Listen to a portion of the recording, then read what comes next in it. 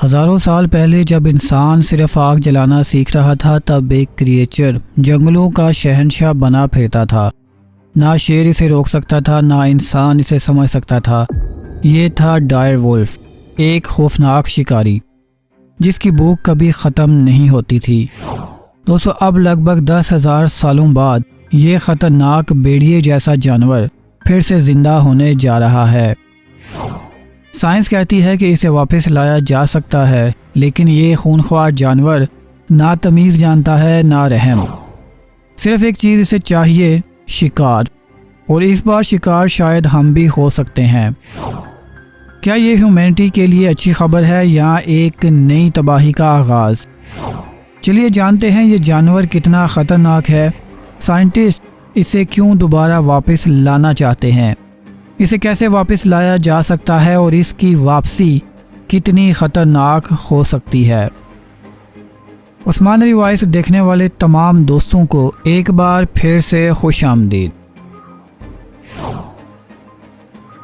दोस्तों, Dyer wolf, जिसका scientific नाम कैनिस डायरस है यानी टेरिबल वुल्फ, असल में एक प्री हिस्टोरिक प्रीडेटर था जो आइस एज के दौर में नॉर्थ और साउथ अमेरिका में रहता था।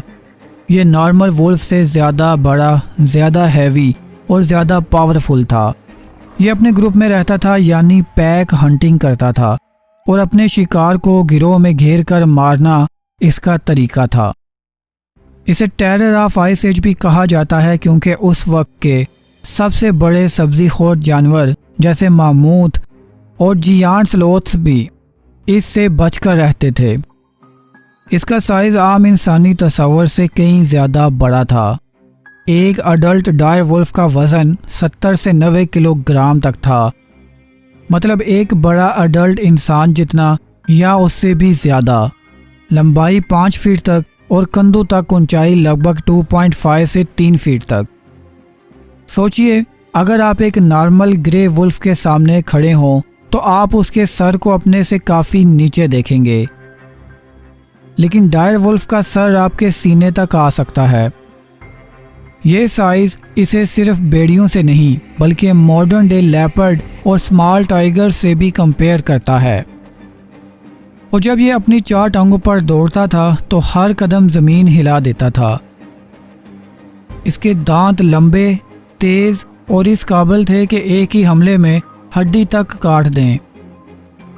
इसके दांत इसे उस वक्त का सबसे डेडली प्रीडेटर बनाते थे, लेकिन फिर एक वक्त आया जब यह क्रिएचर गायब हो गया, शायद क्लाइमेट चेंज की वजह से या इंसानों की वजह से या किसी और अननोन डिजीज़ ने इसे मिटा दिया।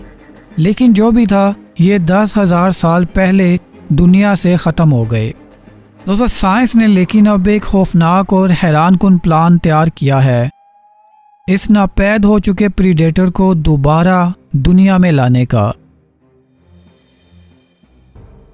दोस्तों, सबसे पहले डायर वुल्फ का फॉसिल 1854 में अमेरिका के ओहियो स्टेट में दरियाफ्त हुआ, मगर सबसे ज़्यादा फॉसिल्स ला बरिया टार पिट्स कैलिफोर्निया में मिले, जहां इस जानवर की हज़ारों बोन्स साइंस को मिली हैं।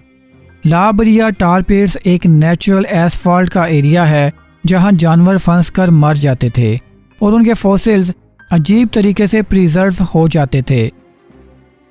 यही फॉसिल्स साइंस के लिए एक ख़जाना साबित हुए। इस पर सबसे ज़्यादा रिसर्च कोलोसल बायोसाइंस नाम की एक अमेरिकन बायोटेक कंपनी कर रही है, जिन्होंने वूली मामूथ प्रोजेक्ट भी शुरू किया है। फॉसिल्स मिलने के बाद सबसे मुश्किल काम था डीएनए का एक्सट्रैक्शन, क्योंकि डायर वुल्फ का डीएनए हज़ारों साल पुराना था और वक्त के साथ डिग्रेड हो चुका था। सालों तक साइंसदानों ने सोचा कि डायर वुल्फ सिर्फ एक बड़ा भेड़िया था, लेकिन फिर 2021 में एक शॉकिंग डीएनए एनालिसिस हुआ। रिसर्च जर्नल नेचर में पब्लिश होने वाले एक पेपर के मुताबिक साइंसदानों ने 5 डायर वुल्फ के डीएनए सीक्वेंस को डिकोड करने में कामयाबी हासिल की। ये डीएनए साइबेरिया और कनाडा के कुछ एक्सट्रीमली कोल्ड और ड्राई एरिया से मिले हुए फॉसिल से निकाले गए थे, जहां डीएनए ज़्यादा देर तक सेफ रहा। ये काम आसान नहीं था। फॉसिल डीएनए बहुत पुराना था, इसे एक्सट्रैक्ट करना माइक्रोस्कोप और केमिकल ट्रीटमेंट के ज़रिए मुमकिन हुआ। और जब इसका डीएनए मॉडर्न वुल्फ के साथ कंपेयर किया गया तो एक चौंका देने वाली डिस्कवरी सामने आई। डीएनए एनालिसिस से पता चला कि ये वुल्फ्स के करीबी रिश्तेदार नहीं थे, बल्कि एक अलग एवोल्यूशनरी लाइन से थे, जिसे कहते हैं कन्वर्जेंट एवोल्यूशन।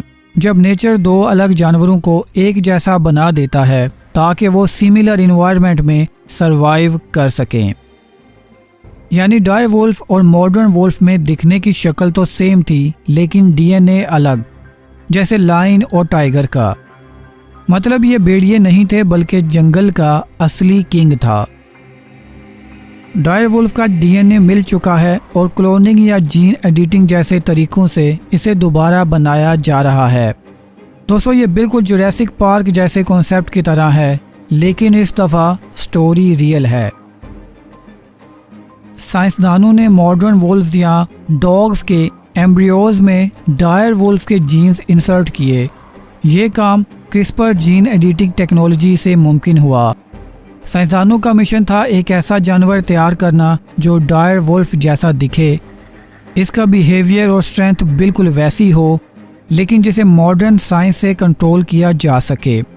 ये काम अभी तक ट्रायल स्टेज में है, लेकिन कुछ एम्ब्रियोज सक्सेसफुली ग्रो हो रहे हैं, जिनका जेनेटिक मेकअप 80% तक डायर वुल्फ से मैच करता है।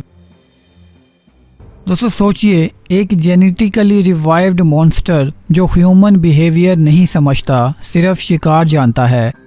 क्या हम तैयार हैं ऐसे प्रीडेटर को अपने जंगलों में देखने के लिए, या फिर हम इंसानों ने खुद अपनी तबाही का रास्ता खोल दिया है? डायर वुल्फ सिर्फ एक शिकारी नहीं था, ये एक हाइपर कार्निवोर था, जिसका मतलब है कि ये सिर्फ गोश्त खाता था और हर वक्त शिकार करता रहता था। इसका ब्रेन स्ट्रक्चर और बिहेवियर सजेस्ट करता है कि ये पैक स्ट्रेटजी और एम्बुश टैक्टिक्स का मास्टर था। अगर इसे दोबारा ज़िंदा किया गया तो ये मॉडर्न एनिमल्स और शायद इंसानों के लिए भी एक थ्रेट बन सकता है। दोस्तों, ज़्यादा इंटेलिजेंट होने की वजह से ये अपने एरिया में डोमिनेंट हो सकता है, जहां बैलेंस इकोसिस्टम डिस्टर्ब हो सकता है। अब सवाल ये है कि आखिर डायर वुल्फ को क्यों वापस लाया जा रहा है? दोस्तों, साइंस का एक नया कॉन्सेप्ट है डी एक्सटिंक्शन, जिसका मतलब है डीएनए और क्लोनिंग की मदद से एक्सटिंक्ट हो चुके जानवरों को वापस जिंदा करना। ये जुरासिक पार्क जैसा फिक्शन नहीं, आज की रियलिटी है। डायर वुल्फ का डीएनए सीक्वेंस मिलने के बाद अब थियोरेटिकली इसे जेनेटिक इंजीनियरिंग और क्लोनिंग के जरिए वापस लाया जा रहा है। साइंस के मुताबिक इसे वापस लाने के 3 रीज़न हैं। नंबर 1, इकोसिस्टम बैलेंस, यानी नेचर में प्रीडेटर्स का होना ज़रूरी होता है। नंबर 2, साइंटिफिक क्यूरियोसिटी, ये देखना कि एक्सटिंक्ट स्पीसीज़ को वापस लाया जा सकता है या नहीं। तीसरा, जेनेटिक रिसर्च, इस प्रोसेस से मेडिकल और बायोलॉजी में नई डिस्कवरीज हो सकती हैं। जबकि क्रिटिक्स कहते हैं कि ये नेचर के ख़िलाफ़ है। और क्या हम तैयार हैं एक ऐसे जानवर के लिए जो इंसानों के लिए भी थ्रेट बन सकता है? और सबसे बड़ा सवाल, क्या हमारे पास इसे कंट्रोल करने का तरीका होगा? यहाँ एक और सवाल है कि क्या डायर वुल्फ को वापस लाना ख़तरनाक हो सकता है? अगर इसे कंट्रोल्ड इन्वायरमेंट में रखा जाए तो ये सिर्फ रिसर्च का हिस्सा बन सकता है, लेकिन अगर एक्सीडेंटली ये नेचर में चला गया तो स्मॉल एनिमल्स या लाइफ स्टॉक का शिकार कर सकता है। ह्यूमंस के लिए भी थ्रेट बन सकता है अगर भूखा या अग्रेसिव हो, और लोकल इकोसिस्टम का बैलेंस भी बिगाड़ सकता है। दोस्तों, साइंस अभी इसे लैब में रेप्लिकेट करने के स्टेज में है, लेकिन अभी तक कोई पूरी तरह फंक्शनल क्लोन नहीं बना। अगर बन भी गया तो उसे रिलीज़ करना हाई रिस्क स्टेप होगा। आपके ख्याल में क्या नेचर के काम में दखल देना ठीक है? डायर वुल्फ की वापसी सिर्फ साइंस का कारनामा नहीं होगा, बल्कि ये ह्यूमैनिटी के लिए एक टेस्ट भी होगा। क्या हम तैयार हैं, या हम जुरासिक पार्क जैसे फ्यूचर की तरफ बढ़ रहे हैं, जहां हम अपने ही बनाए हुए मॉन्स्टर से लड़ रहे होंगे? डायर वुल्फ का डीएनए अब इंसानी हाथों में है। सवाल ये नहीं कि क्या हम इसे ज़िंदा कर सकते हैं, सवाल ये है कि क्या हमें इसे ज़िंदा करना चाहिए। दोस्तों, आपका क्या ख्याल है, क्या डायर वुल्फ को दोबारा ज़िंदा करना इंसानियत के लिए अच्छा होगा या ये एक नई तबाही का आगाज़ है? कमेंट में अपनी राय से ज़रूर आगाह कीजिए। अगर वीडियो पसंद आई हो तो लाइक, शेयर और सब्सक्राइब करें उस्मान अली वॉइस को, जहां हम लाते हैं साइंस, हिस्ट्री और मिस्ट्री से भरे हुए टॉपिक्स। अपना ख्याल रखिएगा। आपसे मिलते हैं अगली वीडियो में।